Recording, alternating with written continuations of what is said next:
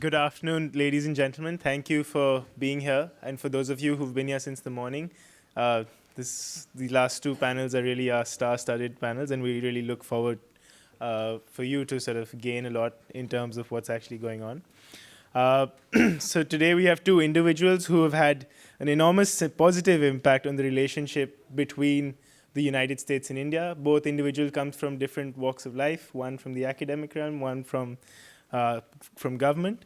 So starting off, Ashley Tellis holds the Tata Chair for Strategic Affairs and is a senior fellow at the Carnegie Endowment for International Peace, specializing in international security and US foreign and defense policy with a special focus on Asia and the Indian subcontinent. Previously, he was commissioned into the Foreign Service and served as a senior advisor to the ambassador at the US Embassy in New Delhi, in the very sort of historic watershed moment when US-India relations really took off in 2008. He also served on the US National Security Council staff as Special Assistant to President George W. Bush and Senior Director for Strategic Planning in Southwest Asia. The speaker today is Ambassador Rich Verma. I'm sure you've seen him around today. He's also recently become the SFS Centennial Fellow. Ambassador Verma served as 25th United States Ambassador to India. He was nominated by President Obama in September 2014. During his time, he oversaw one of the largest US missions in the world, including 4 consulates and nearly every agency of the government.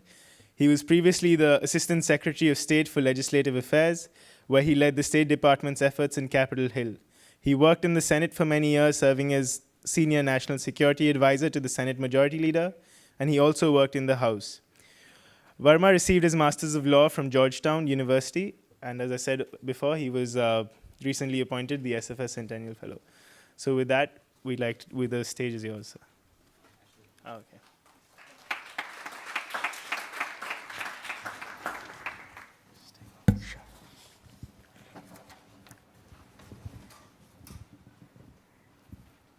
Thank you very much for that introduction, and thank you, Irfan, for inviting me to the Georgetown India Ideas Forum. It's a great pleasure for me to be back at Georgetown. I first came to this country in 1985, and literally my first port of call was Georgetown University. I was at the university for 2.5 years in 1985. So this is a homecoming for me, and I'm delighted to be back here. It's also a special pleasure for me to be back in the podium with my dear friend, Ambassador Rich Verma. Rich has been truly a great public servant and had a spectacular tenure in India, which saw the relationship rising to heights that were simply hard to imagine when I first got to India in 2001 under Bob Blackwell. So I'm really glad to see Rich back here, and I wish him all the best as he thinks of his life ahead on his return to the US. Irfan asked me to speak today on US-Indian ties under Trump and Modi. It's easy, actually, for me to say nothing because the uncertainties in the US are so profound that it makes whatever I say really little other than, at best, learned speculation. But I think I want to make the effort in trying to sort of explore the topic, if for no other reason, because it's a useful intellectual exercise in unpacking how to think about the problem. And so I'm going to be bold and advance 3 propositions for your consideration. First, I'm going to suggest that we may be witnessing the end of an almost 2 decades-long bull run in US-Indian relations, centered on a foundational principle that the Bush administration had put in place, which was the principle of strategic altruism. And by strategic altruism, I mean the US set out to transform its relations with India on the presumption that a strong India was essentially in American national interest. And therefore, the United States would assist India's rise without asking for anything by way of strict reciprocity. That is strategic altruism. It was altruism, but it was strategic because it was anchored in a certain perception of American strategic interests in Asia and globally. It's unclear to me today whether that altruism will persist, given the attitude and the worldview of the new administration in Washington. And yet I think one ought to be humble enough to say, or to qualify that proposition with the use of the word may, because we don't know. And it's directly linked to the third proposition that I will advance in a few minutes. But at least for starters, I want us to consider the possibility that the pattern of bilateral relations that we have gotten used to in the last 16 years may not persist in a way that people hoped. The second proposition I would argue is that the relationship itself will obviously persist, but perhaps with some more irritants. It'll persist because there is a strong incentive, certainly at the Indian end, to maintain deep relations with the United States. For very good and sensible geopolitical reasons, a succession of Indian prime ministers have essentially bet on the relationship with the United States, starting with Prime Minister Vajpayee. The objective conditions that mandated building that strong relationship with the United States, those objective conditions have not disappeared. And so from an Indian perspective, the necessity of maintaining that relationship with the US still persists. But whether the Indian Prime Minister of the day, Prime Minister Modi, who has also made a very strong commitment to maintaining the US relationship, whether that commitment will be reciprocated in equal measure is really something that I'm not too certain about. The good news here is that India still enjoys very strong bipartisan support in the United States. It also is not the object of any acute controversies, even with this administration. The relationship is quite broad, but unfortunately not as deep as one would like. But there are irritants that are on the horizon which I think cannot be avoided. First is the whole question of the character of US-Indian economic ties. I think that is going to be an issue that two previous administrations, one Republican, one Democratic, actually glided over. Again, because we did not want to press India to open its markets more than India was comfortable with. I'm not sure whether that policy will persist. And two, we were also more conscious about leaving Indian democracy to solve some of the more contentious issues of Indian domestic politics without too heavy an American hand or an American intervention. I'm not sure whether that policy, particularly with respect to religious freedom and religious tolerance, will persist with this administration. So the concern that I have about the irritants ultimately arises because there are no great answers to the question that the new administration is likely to ask of India, which is, what is it that you have done for me lately? There's no good answer that India can come up to that question. And from an Indian perspective, I'm not sure whether the US will be able to provide ready satisfaction on key policies relating to both Pakistan and China. Both policies are in the making. They obviously have great impact on India, but Indian expectations with regard to with changes in US policy with regard to Pakistan and China may not be expectations that the US can satisfy. So even though I think the partnership will certainly be sustained, will continue, the irritants are likely to play a far more prominent role than they have in the recent past. The third and the last point is that the future of an accelerated renewal of ties will really depend fundamentally on the debates that are currently occurring within the executive branch of the Trump administration. India has many assets in the United States, as you all know. There's a vibrant Indian American community. There is great support on the Hill for India. There is strong business interest in India.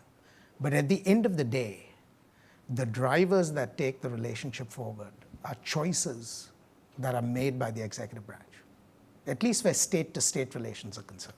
And society-to-society relations obviously have a certain autonomy. But driving the relationship really requires a determined executive, which is very focused and appreciates the value of India. If the current debates in the Trump administration between the nationalists and the internationalists go in the direction of the victory for the nationalists, then I think it will be harder to sustain the kind of commitment to India that we saw both under President Bush and under President Obama. If the internationalists win, then I think one could hope that US-Indian relations might begin to enjoy an Indian summer, as it were, once again. And for the sake of the United States, I hope that the internationalists in the administration finally get the upper hand, because I think America's own interests are best served by the dominance of the internationalists for reasons that go well beyond India. So let me end by saying, what is it that we should do now, given the profound uncertainties that lie before us? For both sides, I would urge both to engage without architecture. Don't get focused on questions of architecture, because I suspect they will divide us. But there are very practical things that both sides can do. Let's focus on doing those practical things until the issues of architecture, in a sense, sort of resolve themselves in time. For India in particular, I would urge Indian policymakers to revisit two issues: issues relating to defense cooperation and issues relating to trade policies. Because I think fundamental reforms are really in order, not to satisfy the United States, but for India's own self-interest. And the faster India moves to reform its policies on both the areas of defense cooperation and international trade, the better it'll be for India, and of course by implication for the United States. For the US, I would urge the Trump administration to recognize India's value, if for no other reason than those associated with the need to maintain a stable balance of power in Asia. I understand this administration has no appetite to invest overly in protecting the liberal international order. I get that. But even without protecting the liberal international order, one can make a compelling case for protecting the investments in India for reasons of naked realpolitik.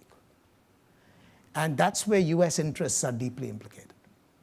And so I would urge the administration that irrespective of how they come out on the big issues of protecting liberalism and protecting the great US investments in an international order since the end of the Second World War, they ought to, in their own self-interest, think about protecting the relationship with India for reasons of maintaining American primacy, both globally and particularly in the Asia Pacific. So I'll end on that note, and thank you very much.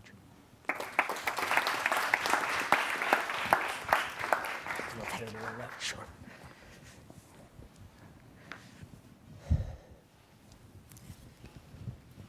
Ashley, thank you.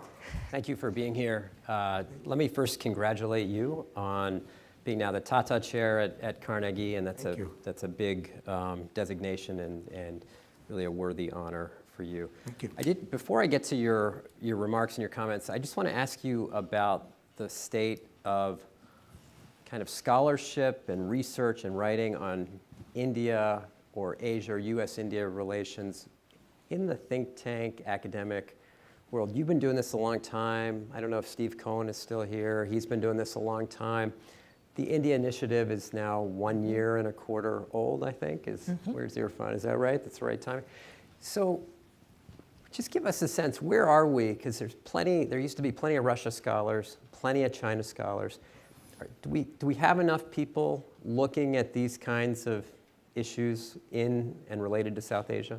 I think sadly the answer is not yet. Okay. But it's certainly much better than it was when I first came to Georgetown.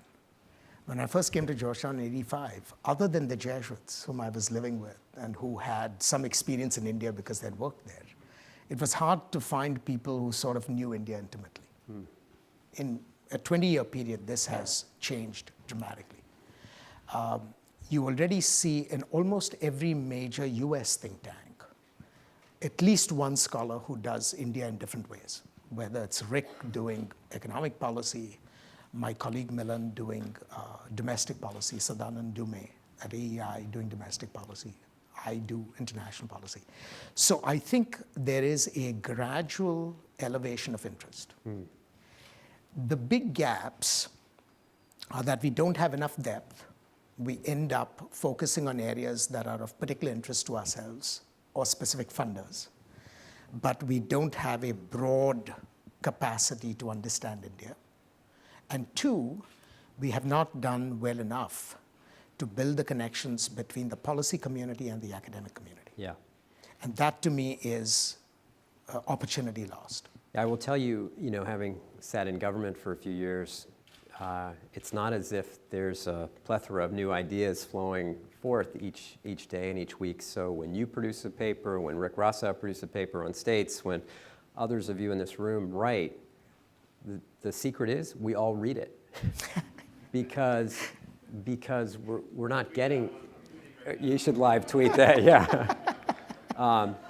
Because that information is really not coming from other sources. So I put that out there more for the students in the room and professors to say, keep it up, put out the product, because we really need it. And you need to look no further than your body of work on this in the strategic area, and we've really relied on it. So let me just jump right in. Sure.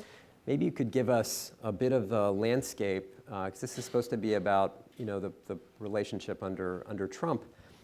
Just how would you characterize the U.S. role in Asia right now? And I mean broadly. Are we in retreat?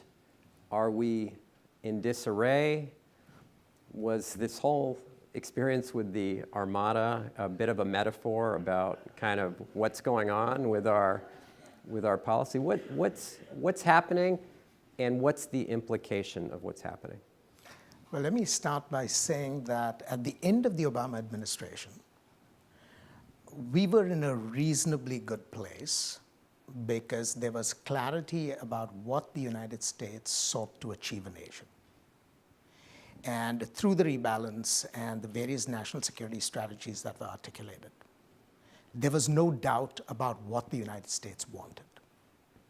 There were questions about whether the United States had the resources and the capabilities sufficient to achieve those objectives. Right. And those were legitimate questions. Right.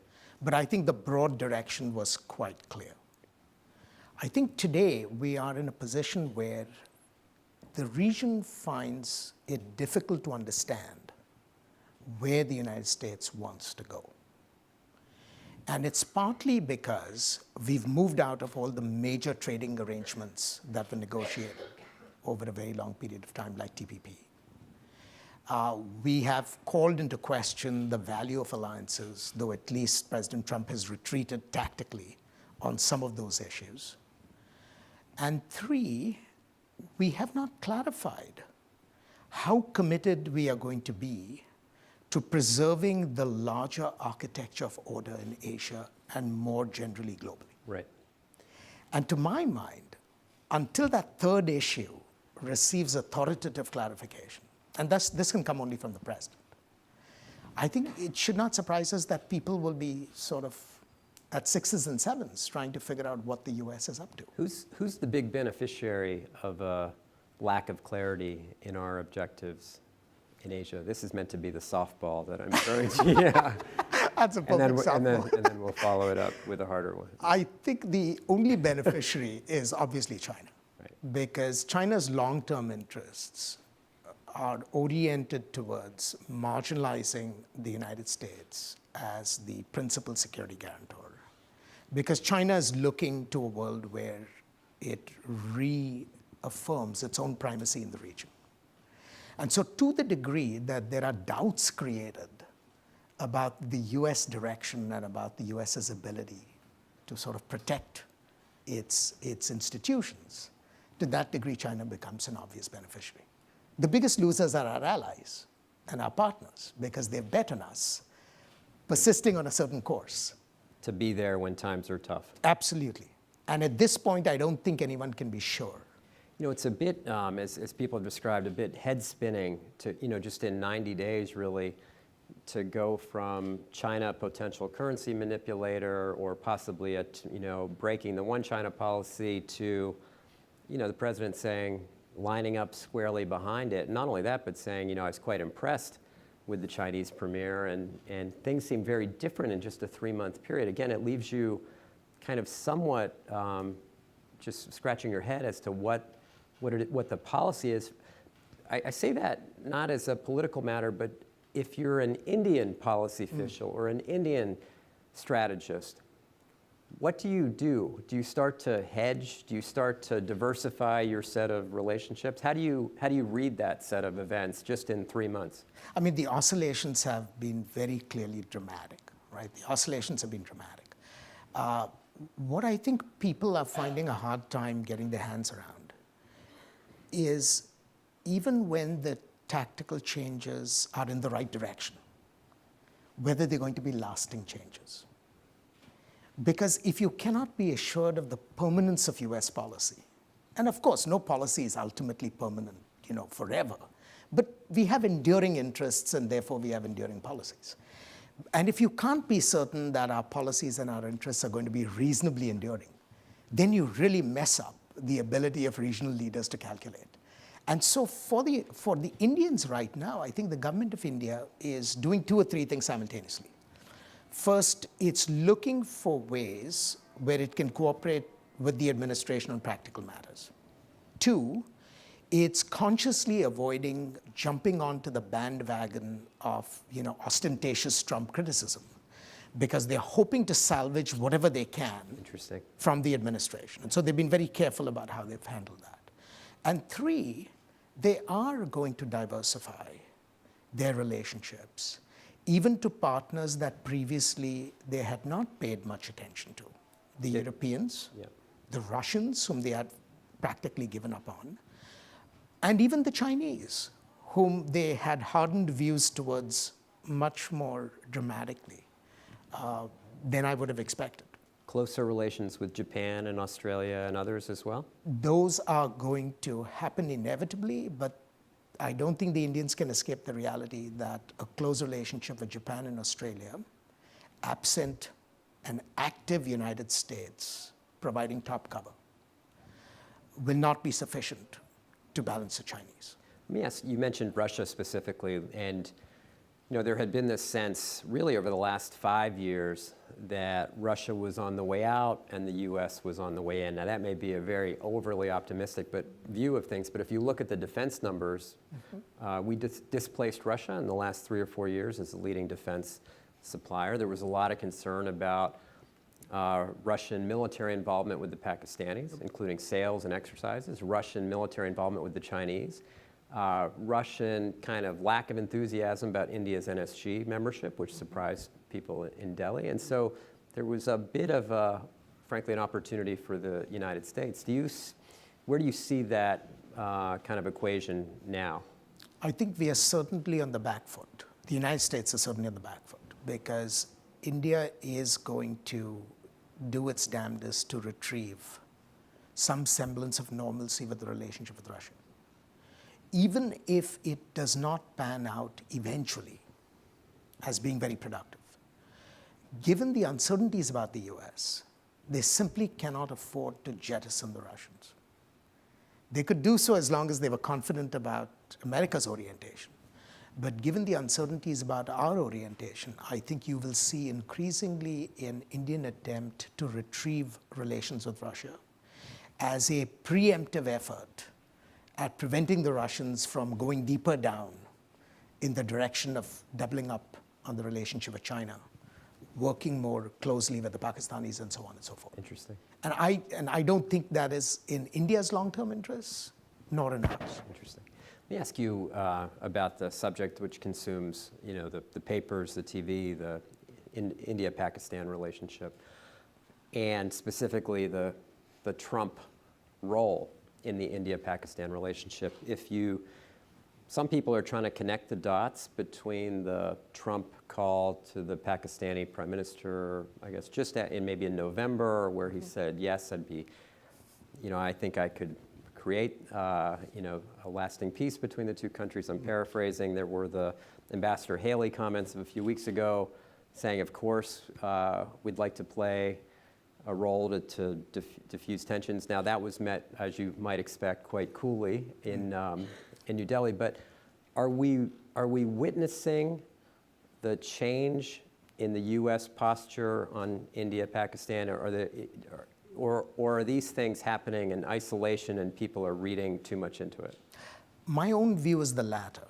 My own view is that these are rookie mistakes made by a garrulous president who, fancies himself a deal maker and sort of sees a deal to be made on India and Pakistan. If it's eluded everybody else, then no one better than Trump to try his hand. And I think Ambassador Haley's comments too were more in a stream of consciousness mode rather than a carefully thought through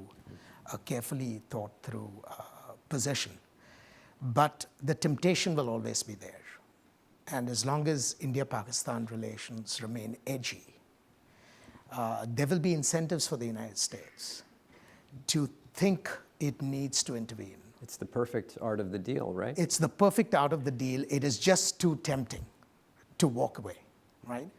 I also happen to think that it would be a dangerous thing for the US to try, because the conditions for any kind of rapprochement are simply not there today.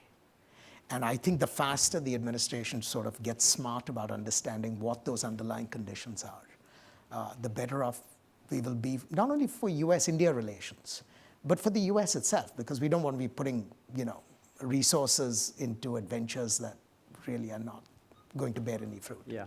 Let me ask you one more question, then I want to give the audience a chance to ask a few questions. And this is maybe a little on the edgier side. If you look at President Trump's embrace of Putin, the phone call to Erdogan congratulating him, when al-Sisi was in the Oval Office, several handshakes and a hug, this kind of, the European French election, how he's weighing in on the more nationalistic strong side. As we think about a potential Prime Minister Modi visit to Washington, is there some risk to the Modi brand or to the Indian government of a big embrace, either physically or metaphorically, where it starts to become, oh, look, another in a long line of kind of strong nationalist leaders? Well, I think if there is a genuine embrace of Modi, right, physical or metaphorical, I think it would be welcomed in India. Because I think India sees its interests served by that tight relationship with whoever is in power in Washington. But if Trump embraces Modi on the assumption that here is someone with the requisite authoritarian proclivities, I think he's likely to be disappointed. Because at the end of the day, India is still a fairly robust democracy. And even if Modi sometimes exhibits strong leadership characteristics, he does so within a constitutional context, which he has been very careful to respect. And he's very proud of being the leader of the world's most populous democracy. In private conversations, I know he's had these with you, where he has taken great pride about India as a democracy. And he's talked about, cooperation between democracies and sort of putting the authoritarians on the back foot and so on and so forth. So if the administration in Washington thinks that that is the foundation on which they're going to reach out to India, I think they'd be disappointed. Yeah, okay, so don't fear the hug is the Don't fear the hug is the bottom line. Takeaway.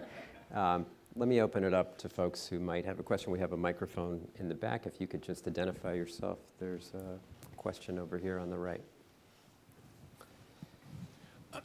Harvey Berman from the University of Buffalo and the Kennedy Institute of Ethics. How close can a U.S. president get to India without raising the suspicions of Pakistan? And is there any kind of, I think you've addressed this a bit, but I'm curious about the interest in Pakistan and India coming to some type of cordial relationship? It's a very good question and difficult question to answer, but let me take a crack at it. There are two questions, right? Anxieties in Pakistan about US-India ties, and then possibilities for rapprochement.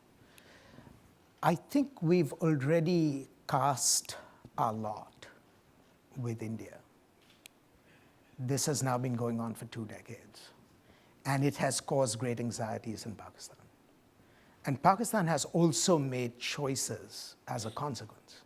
And those choices are to now double down on the relationship with China in a way that they never did before. They always had very close ties with China, but they never thought of China as being their principal go-to country for strategic support. That was always the United States. But I think over a 40-year period, that hope that the US would remain the go-to relationship has proven elusive for all sorts of reasons. And so both the United States and Pakistan have moved. And so I think those anxieties are already there. There is very little we can sort of do to fundamentally assuage the Pakistanis because they cannot be assuaged. Nor do I think we should make an excessive effort because I think it'll be doomed to failure. On the second question, the possibilities for rapprochement, I'm pessimistic about that because Pakistan is a deeply divided state. And even if the civilian arms of the state look forward to a more normal relationship with India, the Pakistan military still has a lot of institutional interests which derive from a permanent antagonism. And unless the Pakistan military can either be defanged in domestic politics or bought off through some clever strategies on the part of the Pakistani civilian leadership, I think there will be a very powerful veto player that will prevent the relationship from reaching the kind of cordiality that we hope for. Good question. Let's see, there's a question up here in the front. My name is Mohammed Khadir. I'm currently a student. I'm a sophomore. My question is regarding the geopolitical events within the region and how the Trump administration may try to manipulate a justification for like a pivoting or repivot back to their original ideas whenever they're able to come up with those. My question is the current situation with North Korea, as well as potential flare-ups within the Kashmir region. How do you think the Trump administration will use these as justification, as I said before, to either determine a policy that is branching away for a temporary period of time with relations with India, possibly with Pakistan, and how do you think the U.S. or how do you think that India will respond to that as a result? Those are You get all the tough questions. Yes, really big questions. I mean, I can't obviously speak for the Trump administration, but in many ways, I think it is going to be led by events rather than attempting to shape events. I think the president's focus, at least for the moment, is still primarily domestic.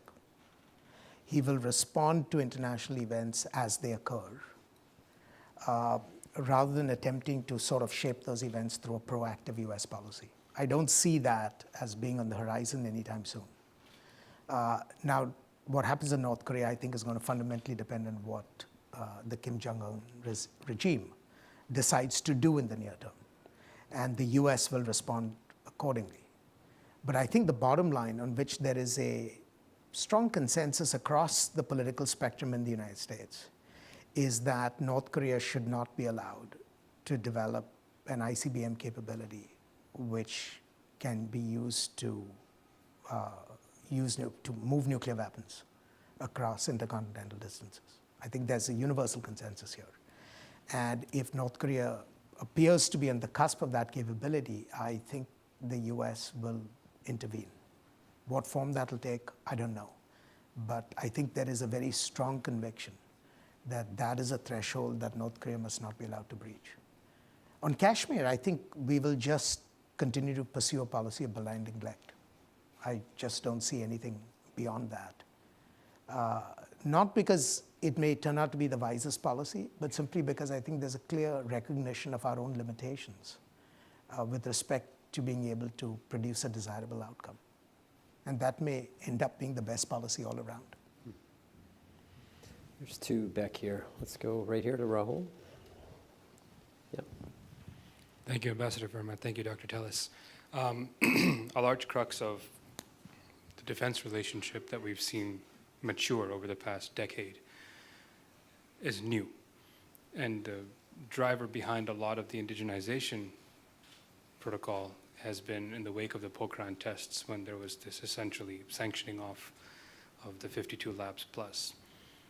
Today in 2017, at the risk of possibly leveraging a widened aperture of technology release from the US, or possibly going the other direction in America first and what it means to not offshore a manufacturing line as it may be, could you give us your assessments candidly on the reality of the Israelis or the Russians or the French or other competitor OEMs or industries giving the Indian defense sector in and of itself what it might need for now, but furthermore, what does indigenous capability look like now?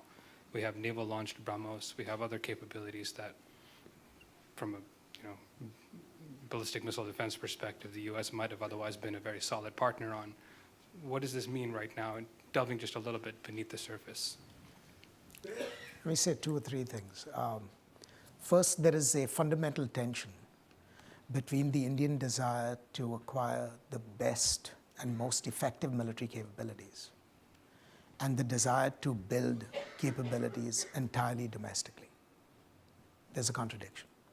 India does not have the defense technology base as yet that allows it to produce the most capable military instruments it requires purely through its indigenous capabilities, right? So it has to look elsewhere. Now the question is, what are the terms under which technology is going to come from elsewhere? On the face of it, the America First policy would undermine the Indian desire to domesticate advanced technologies through co-production. Because it is possible that if you take a literalist interpretation of America First, American companies that attempt to move assembly plants, that attempt to move manufacturing abroad would be frowned upon. But I wouldn't read too much into that just yet, because we don't quite know how this will go on the specifics. That goes back to one of those White House decisions yet to be taken that will define the kind of course of our relationship. If they are supportive of co-production and co-development, moving a production line, then that's a very positive sign. Absolutely. In the relationship. Absolutely. And if we want to secure a long-term partnership, then we will have no alternative but to be at least minimally responsive to Indian needs, which means helping them to assemble, if not do actual co-development or actual R&D in country. So this, for me, is the big issue that needs to be resolved by this administration and Prime Minister Modi, because Modi has a Make in India and President Trump has an America First. And so the contradictions between the two will have to be ironed out. In practice, it may be less difficult than it sounds, because many of the practical proposals that are out there are proposals that involve transfers of plants that would be shut down anyway. It's not as if the US is actually going to be exporting jobs. The US would lose those jobs, and this is a chance to actually retrieve some benefit for the US. But it's the symbolism of it, right? It's the symbolism that I think will be potentially problematic for this administration, and it will require a great deal of education. Right? You will have to educate the leadership from the president downwards that American industry taking these actions is not a sign of disloyalty to the administration's agenda. It makes smart economic sense, and there's good geopolitical sense to boot. Let me do a time check here with our Georgetown. We're okay? Okay, so I'm going to take the liberty of asking a question ripped from the headlines from a couple months ago. It says, Ashley Tellis is Trump's pick to replace Rich Verma in India. Well, Rich, my presence here answers that question. And here we are sitting next to each other. I was quite hopeful when I read that. Sometimes you worry about people coming in to measure the drapes in your office. I was hoping we would see you measuring the drapes. I asked Senator Warner earlier today if he wanted to tell us if he was running for president. Anything you want to tell us here on the stage? Well, I have a very short list of very good candidates for that position. And I have conveyed those to the White House, and I only hope they're taking my advice seriously. So that's the best that can be said. Okay. Well, you would have. I still hope that something is possible in the future. Let's see. I know there was a question right behind Rahul. Yes, please go ahead. The microphone's right there. Hello, sir. My name is Rajesh Rajan. Speak up real loud if you can. My name is Rajesh Rajan. Question I had was when you opened up the speech, you said the 2 decades of bull run in India is almost over, or maybe over. Personally, I'm an entrepreneur and an independent consultant. I think the bull run has just begun with India. My question to you is the bull run over because of the flexible monetary policies we have had in the last 2 decades is about to be over? Or is it because of politics? I think you were talking about the bull run between the U.S. and India. Yeah, I was talking about the bull run in state-to-state relations. Because India has benefited a lot from the flexible monetary policies that America has had. Yes, Because it's just not the bull run here, it's gone all over. yes. So And my many question- others have too. Yes. Right? So my question is, is it because of the monetary policy or is it a political policy? No, there are 2 issues here. The bull run that I was referring to had to do with decisions that were made consciously in Delhi and Washington about the character of state-to-state relations. Now, thanks to those decisions, there is every hope that there will be a sustained bull run in terms of society-to-society relations. I just hope that Indian and US entrepreneurs can find opportunities to continue their engagement, irrespective of what the state does. That American NGOs and Indian NGOs, American cultural organizations, Indian cultural organizations, will find opportunities to collaborate. So the kinds of engagement that will occur at the societal level hopefully will continue, and I just want it to grow. I think it's really good for both countries. But my remarks were focused really on the state relations because I think that's really what provided the architecture for a great deal of the other things to happen. Can I ask you about the irritants in the relationship? You mentioned this is kind of one category. The relationship will persist, but with more irritants. And the challenge, I always used to bring up this example about the US and Canada versus the US and India, how we sue the Canadians sue us, we fight them over border tax issues, on energy issues, on lumber, and yet, that's still one of probably our closest partner in the world, right? We're close. So we figured out a way, the irritants get dealt with within their respective cones, in their government-to-government cones or the legal cones, but it doesn't impact the overall closeness of the relationship. Right. Now that's not the case in the US-India relationship for a variety of reasons. Now, and people used to ask me, why do you have 40 government-to-government dialogues? Isn't that just a total waste of people's time? And I said, one of the great things about the dialogues is you can take those irritants and you can dump them into one of these dialogues, and all of a sudden people start talking about it. Yep. People start trying to solve those issues. Those dialogues, best of my knowledge, are really kind of frozen right now until we get a sense of the policy. But you look at H-1B, you look at other issues. What I'm picking up in Delhi is a certain now, they're willing to give a certain amount of deference to the new administration, but now a degree of frustration. And I saw the other day in relation to H-1B that if you want to do H-1B, crack down on us, maybe we'll start capturing royalty payments that we let you now send back to the United States. Maybe we should keep those in India. It was kind of the first, use a baseball metaphor, first fastball back to the chin. Are we going to see more of that? I mean, don't we run the risk of the irritants actually taking over the relationship the way they had just a few years ago? Absolutely, and I think that's going to occur for at least 3 reasons. One, the US-India relationship is not a relationship between equals. It's a relationship between a mature hegemonic power and a post-colonial state that is still struggling to find its ways in the international system. So even small things have, terrific consequences. That's one. 2, India has still not made the complete transition to a market economy, where it has learned to sequester what are commercial disagreements from other parts of the relationship. even commercial disagreements are tinged with political consequences. Until India gets to that point where it can separate commerce from matters of state, we are going to have these difficulties. And then third, if these difficulties arise, and they are certain to arise because of the emphasis that the Trump administration is going to put on issues of economics and trade, if these difficulties arise against a backdrop where there is no compensating US geopolitical assurance towards India, then I think the salience of these difficulties will only increase. In other words, the architecture that seems to be evolving, that will shape the context in which these problems occur, that architecture does not look particularly favorable right now.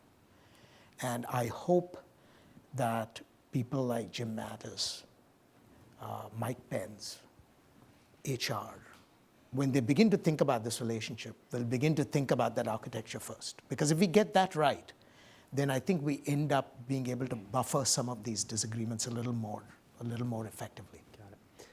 We have time for, let's take 2 more questions, and then we'll let you return to your Saturday. So there's one here and one here, one in the back. So we'll take 3 we'll take them all at once, okay? Go ahead. With a microphone, please.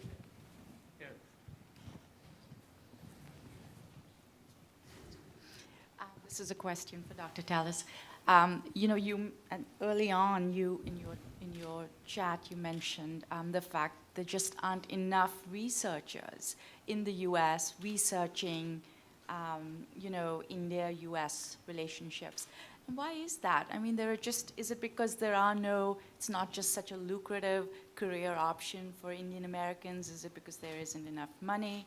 The Indian American community is is a relatively affluent one, and why aren't think tanks and universities tapping into that to encourage that kind of research? Okay, let's take another question right behind you.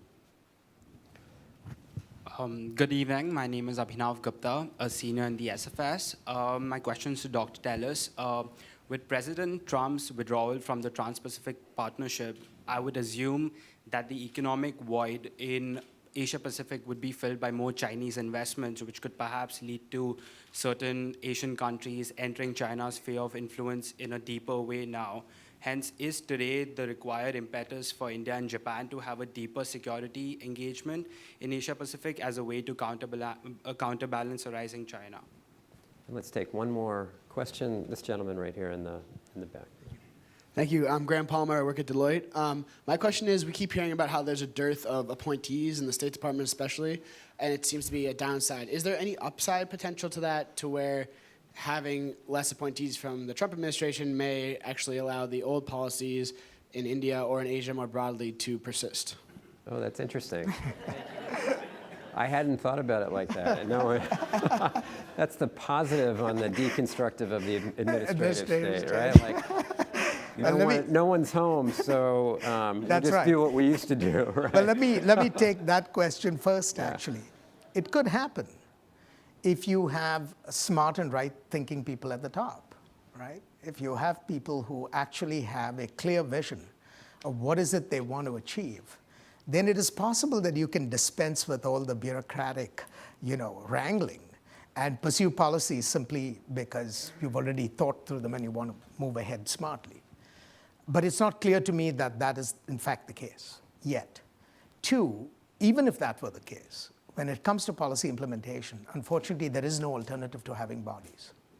I mean, the president, no matter what he thinks of himself, is still not yet divine, right? He can't utter the word and expect that things will simply happen. Things have to be done. And to do things, you essentially need a bureaucratic staff. And there's a reason why these bureaucracies have evolved in the way that they have over the years. It's not because this was a gigantic welfare program, created by the USG. It was a system designed to get things done. So I actually fear just the opposite. I fear that even if we have good policies that are thought through by people at the apex, they will have a very difficult time implementing them if you do not have, the staff to actually execute. On the two other questions, the dearth of research on India more generally, it's not just US-India relations, right? That's a small subset. The legacy actually goes back to the 1971 war and fatal decisions that Mrs. Gandhi made during that time about cutting off visas for American researchers interested in doing work on India. And it was done partly because she was pathologically afraid of the foreign hand attempting to subvert her, which was her sort of metaphor for what she saw as sort of CIA interference in Indian domestic politics. But the consequence of that was that for over a decade, it was simply impossible for US researchers to get visas to do field research in India. And as a result, the United States lost an entire generation of individuals who would have otherwise been index scholars of the kind that I studied with at the University of Chicago, you know, the Lloyd Rudolphs and Suzanne Rudolph, who came to India in the 50s and 60s and sort of, you know, cut their teeth in different times. So to date, it is still very difficult for American researchers to get research visas to do field work in India. And the government of India is still not confident enough to be able to say, we invite you to come here and study whatever catches your fancy. Because they don't realize that even when researchers are critical of government policies, when they come back home, they actually end up becoming a de facto interest group that promotes Indian equities in the United States. And that has happened, for example, with the community of sinologists in the US. It's a great example to sort of focus on. So that is one historic reason which has not changed. The second is that until very recently, India was simply not important enough to the United States in geopolitical terms. And like all fashions, you know, academia also follows political fashions, right? When India became important, naturally resources flowed to Indic studies in the broadest sense. And as India retains its importance in the American calculus, I think you will begin to see more individuals attracted to that study. To me, the big challenge going forward, and this is what I was mentioning to Rich earlier, is that research on India at the universities today is still too narrow and too esoteric and less well tied to what I think are the complex problems of contemporary India or the complex problems of managing India's relations with the wider world. Now, this is not an invitation to renounce the studies of 15th century dance in Bengal, right? There is a room for that kind of work. But if all the research, or if the preponderance of research is really on work of that kind, then you're going to end up creating a body of knowledge that is completely removed from India's contemporary concerns and American concerns about India. And so I think the challenge for us is how to figure out a way to bring research work done in the universities in closer intersection to work that is done in think tanks. And to my mind, the quality of the universities is still first rate. I mean, I would trade think tank work for work done in universities any day. There's no question in my mind. It's simply a question of how you orient work done in the universities to be a little more, I hate using the words policy relevant, but you get the idea of what I mean, you know, speaking to contemporary questions. The last question on TPP, I don't think the problem with TPP is going to be a rise in Chinese investment. I mean, Chinese investment would, abroad, outward Chinese investment, would increase irrespective of TPP because China essentially has large investable resources. And the project that is sucking China's resources is essentially the One Belt, One Road. And China is going to pursue the One Belt, One Road irrespective of what happened to TPP. But TPP is going to have two other consequences which are gravely deleterious for American interests. First, it's going to deny the US economy a very important avenue of trade-led growth. I mean, there have been wonderful studies done at the Peterson Institute downtown, which show that between TPP and TTIP, we could add 0.9% to average US economic growth rates. That is a big number, right? So to the degree that we move away from international trade through these mega regionals, we are actually shooting ourselves in the foot because we're actually denying ourselves the ability to grow, which as a mature economy, we grow at relatively low growth rates anyway, right? The second is just as serious, which is we are allowing Chinese mega regionals like the RCEP to now define what are the standards for the expansion of global trade, as opposed to TPP, which would have had much higher quality standards and which would have been good for all the participants in a way that RCEP cannot even match. Right? So the fact that the US is ceding leadership in terms of defining standards for post-WTO global trade expansion, to my mind, is actually a huge blow to the US ability to preserve a world order that fundamentally serves its own interests. I mean, we didn't create the world order as an act of altruism for others. We created it for our own interests. And not to be able to see that point, I think, is just an enormously myopic act. Mm. Well, on that upbeat note, we're going to... honestly, this could go on for another 2 or 3 hours, and I think people would have question after question. It's safe to say there's no one who knows this area like you do, and been greatly benefited and enriched by all your scholarship, all your speaking, all your travels, your visit here today. I hope you continue to do that and just be an active voice and guide to the policymakers as they go forward. But I, on behalf of the Georgetown India Initiative, really want to thank you for everything that you've done and offer a big round of applause. Thank you.